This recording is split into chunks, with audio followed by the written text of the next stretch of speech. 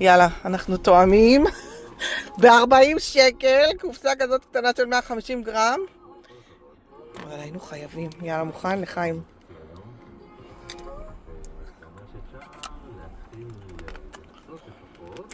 וואו.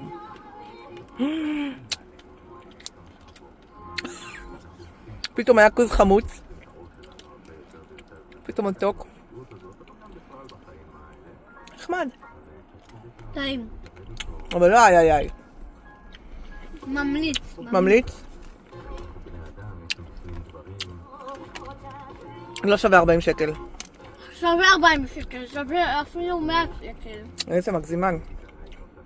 לא יודעת, אני חצי קלאץ'.